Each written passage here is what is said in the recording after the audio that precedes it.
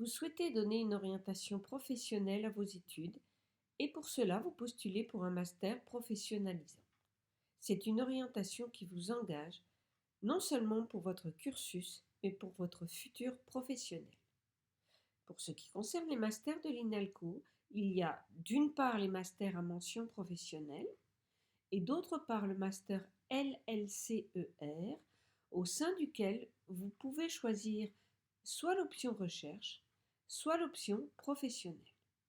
Bien sûr, regardez attentivement les brochures et descriptifs de ces masters, ainsi que les informations et la foire aux questions que vous trouverez sur la page Objectif Master du site. Un projet professionnel ne s'improvise pas. Avant de se lancer, il est indispensable d'en définir d'abord les contours. Pourquoi cette étape est-elle si importante? Soyons honnêtes, tout le monde dit qu'il est motivé et qu'il veut faire telle ou telle spécialité de son métier. Mettez-vous à la place du jury. Qu'est-ce qui le pousserait à vous croire sur parole? Dire que vous êtes motivé, c'est bien, mais le démontrer avec des preuves à l'appui, c'est beaucoup mieux. L'anticipation est essentielle, ne serait-ce que parce que préparer son projet de master, cela prend du temps, de la maturation, de la réflexion. Alors, commencez à y réfléchir dès le début de votre année de licence 3. Votre projet professionnel demande un certain sens de la responsabilité, un investissement sur le plan du travail personnel que vous aurez à fournir. De plus, votre projet vous engage auprès des enseignants avec lesquels vous allez travailler. L'inscription en master doit donc être pleinement motivée et cela doit se ressentir dans votre dossier de candidature. Un projet professionnel déjà bien défini est un atout de taille pour votre candidature. Même s'il n'est pas définitif, il montrera que vous vous engagez dans le master choisi de manière volontaire, avec une réflexion construite. Il s'agit de montrer que vous vous intéressez à tel ou tel monde professionnel dont les enjeux ont du sens pour vous, et que le master visé vous permettrait d'accéder à telle carrière, tel poste, telle mission. Alors soyez curieux, cherchez, essayez de connaître le monde professionnel qui vous attire, d'en explorer les rouages, d'en comprendre les métiers. C'est cette curiosité, cette envie d'en savoir plus, de se frotter à la réalité de tel ou tel monde professionnel qui doit transparaître dans votre dossier. Ne négligez aucune piste. Ce sont souvent des a priori, des stéréotypes, des idées toutes faites qui bloquent. Alors, vous pouvez penser que telle entreprise ou tel secteur n'est pas intéressant ou n'est pas fait pour vous. Mais peut-être tout simplement, vous ne savez pas que dans ces entreprises, il y a aussi des postes dans les secteurs qui vous intéressent.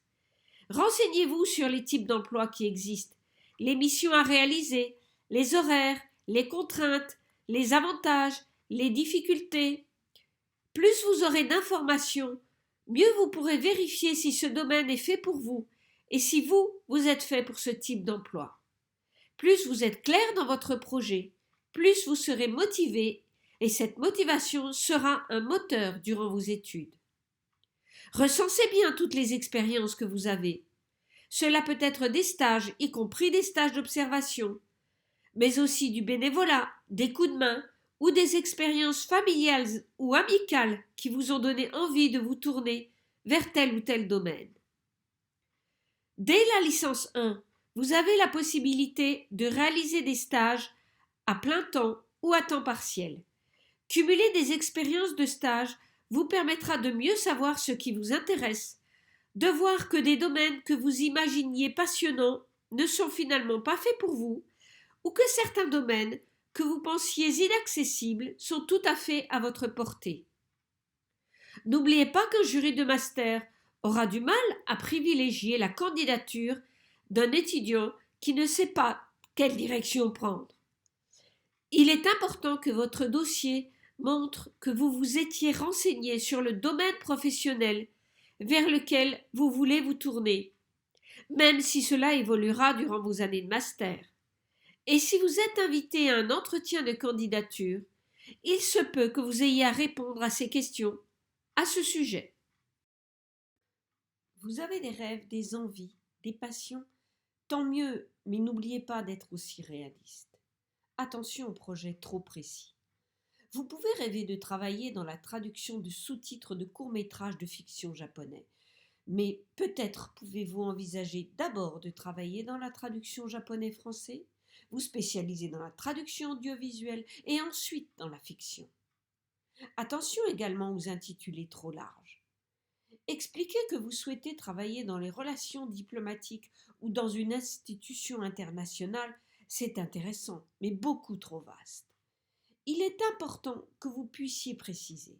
Pour vous, la diplomatie, c'est de travailler dans une ambassade, dans la coopération, l'action culturelle? Pour quel type de poste?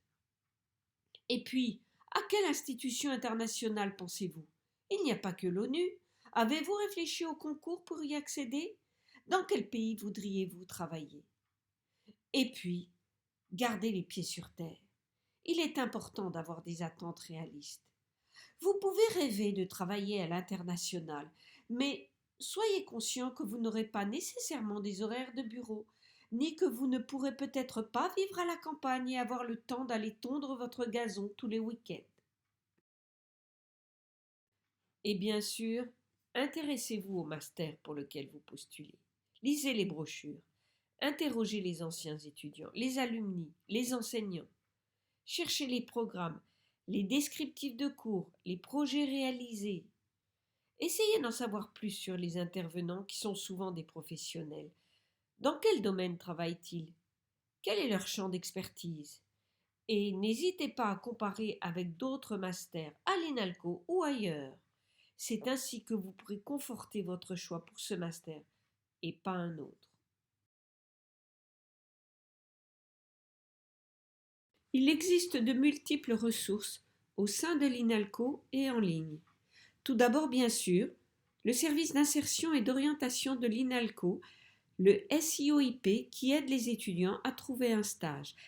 C'est également un service qui est à l'écoute des étudiants et les aide dans la réflexion et la construction de leurs projets.